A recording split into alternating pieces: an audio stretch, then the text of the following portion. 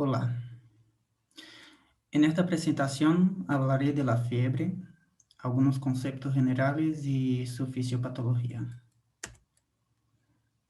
Bueno, como definición, la fiebre es un síntoma clínico caracterizado por la elevación de la temperatura corporal por encima de lo normal y es provocado por un ajuste hipotalámico, lo que diferencia de la hipertemia.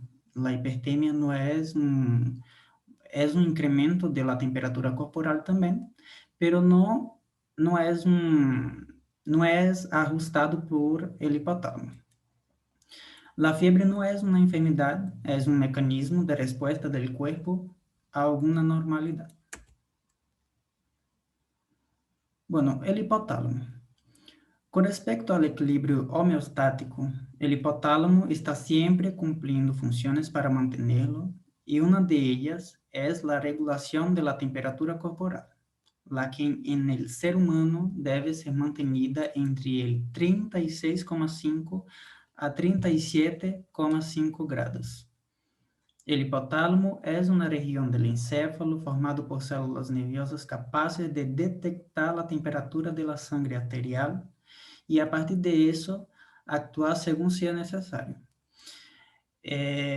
Yo quiero mencionar también que para algunos autores, alguna bibliografía menciona el ciclo, ciclo circadiano de la temperatura corporal, que considera que la temperatura corporal en la madrugada o por la mañana está entre el 36, 36,5 grados y por la tarde, hasta llegar a la tarde, la temperatura corporal llega hasta 37,5 grados. Eso se conoce como el ciclo circadiano de la temperatura corporal. El hipotálamo se puede dividir anatómicamente en dos áreas. O sea, existe dos áreas en el hipotálamo que regula, que funciona como un termostático fisiológico. Bueno, la porción anterior funciona como el centro disipador del calor. Esta porción anterior actúa aumentando el desperdicio del calor del cuerpo. Y para que esto ocurra, después de ser estimulado, sus vías aferentes promoverá la vasodilatación vascular periférica y el aumento de la sudoración. La porción posterior es el centro promotor del calor.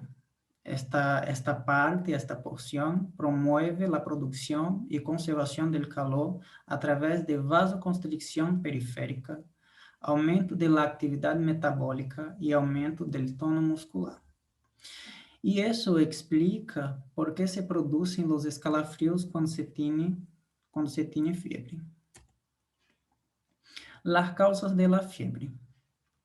Bueno, la fiebre es un síntoma común de muchas condiciones médicas y además de los microorganismos virales, bacterianos y también algunos microorganismos de naturaleza parasitaria, la fiebre puede ser causada también por procesos inflamatórios infecciosos, tumores malignos y desidratación. Também pode ser um efeito adverso por el uso de alguma droga, medicamento, como ser alguns antibióticos e também por algumas vacunas. Hablamos agora de la fisiopatología de la fiebre. La elevación del termorregulador humano, en este caso estoy hablando del hipotálamo. La elevación del termorregulador humano se produce por la acción de factores pirogénicos endógenos y exógenos. Adelante vamos a explicar qué son los factores pirogénicos endógenos y exógenos. Bien, la elevación del termorregulador humano se produce por la acción de factores pirogénicos sobre el centro termorregulador del hipotálamo, que eleva el umbral térmico y desencadena respuesta metabólica a la producción y conservación de calor. Esta acción puede tener lugar básicamente en dos vías. Veremos la vía humoral 1 y la vía humoral 2.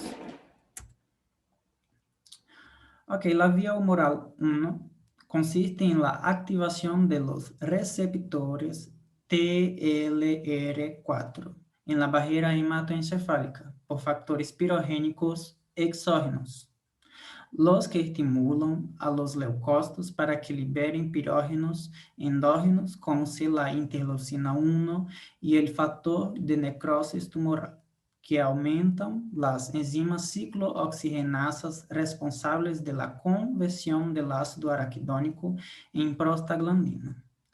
En el hipotálamo, la prostaglandina E2, que es la principal, promueve la activación de los receptores del núcleo preóptico, lo que lleva a un aumento del punto de ajuste hipotalámico. Ok, esta es la vía humoral 1. Veremos ahora la vía humoral 2. La vía humoral 2 puede ser directa o indirecta. La vía indirecta, las citocinas activarán los receptores TLR4 en la barrera hematoencefálica, desencadenando toda la secuencia descrita en la vía humoral 1. Las citocinas son, por ejemplo, la interleucina 1, como describimos aquí en la vía humoral 1. Entonces, después de que las citocinas activan los receptores TLR4 en la barrera hematoencefálica, ocurre toda la secuencia de lo que se ocurre aquí en la vía humoral 1. Ok, hablamos de la vía indirecta. Ahora hablaremos de la vía directa. Las citocinas actúan directamente en el núcleo preóptico, aumentando el ajuste hipotalámico. Continuemos con la fisiopatología de la fiebre. Ok, cuando la temperatura supera el nuevo umbral, se activa el mecanismo de disipación del calor. En este caso, se activa la porción anterior del hipotálamo, se estimula para que ocurra entonces la vasodilatación periférica. Cuando la fiebre se está cesando, ocurre también la sudoración y transpiración. Y entonces la temperatura tiende de disminuir, de volver a lo normal. Bueno, los pirógenos endógenos y exógenos. Los principales pirógenos endógenos son la interleucina 1 y interleucina 6, el factor de necrosis tumoral, interferón, y descrito más recientemente la interleucina 8 y las proteínas inflamatorias de los macrófagos. E os pirógenos exógenos são micro-organismos intactos, produtos microbianos, complexos imunes, antígenos não microbianos, fármacos e outros agentes farmacológicos. Quadro clínico relacionado à fiebre. Bueno, los signos y síntomas de la fiebre están relacionados con la respuesta metabólica a la acción de los pirógenos. Se puede observar entonces en los pacientes que tienen que tiene este cuadro de fiebre, se puede observar escalofríos, piloerección, que popularmente se dice, eso en portugués, ¿no? En portugués se dice, Dios mío, me olvidé, pero arrepios se dice así en portugués. Bueno, en continuación, extremidades frías debido a la vasoconstricción periférica, posición fetal, taquicardia, taquipnea, oliguria, náuseas y vómitos, convulsiones en los niños, delirios y confusión mental, astenia, inapetencia y cefalea, y también sudoración después del cese de la fiebre. Se debe analizar en estos pacientes el inicio, la intensidad, la duración, modo de evolución y final. El inicio puede ser repentino o gradual, ya que la intensidad se clasifica en leve, que es una fiebre hasta 37,5 grados, la fiebre moderada, que es entre 37,6 hasta 38,5 grados, o alta por encima de los 38,6. En cuanto a la duración, la fiebre puede ser reciente, menos de 7 días, o prolongadas con más de 7 días. Com respecto ao modo de evolução da febre, se pode evaluar através de uma tabla térmica com controle de temperatura uma ou duas vezes ao dia ou incluso cada 4 horas, segundo o caso. Classicamente, se descreve os seguintes padrões evolutivos: febre contínua, febre irregular ou séptica, febre remitente, fiebre intermitente, fiebre recurrente o ondulante. El final de la fiebre puede ser repentino o gradual. En este caso, el final repentino presenta sudoración profusa y postraciones. Y la finalización gradual presenta una disminución de la temperatura día tras día hasta alcanzar niveles normales. Diagnóstico.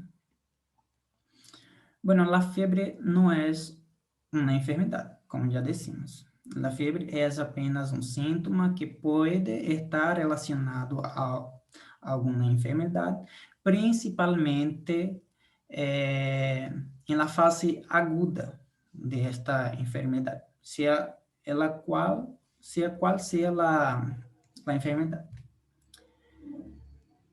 Y el diagnóstico es clínico y se basa en la medición de la temperatura junto con los principales signos y síntomas. En este caso, se usa un termómetro y la región axilar o oral por encima de 37,5 grados se puede considerar fiebre, y cuanto a rectal por encima de 38, también ya se puede considerar fiebre. Tratamento. Ya decimos que la fiebre no es una enfermedad. No es necesario un tratamiento. No es necesario que el paciente tome una medicación en caso de tener una fiebre. Pero si el paciente presenta una fiebre muy alta por un largo periodo,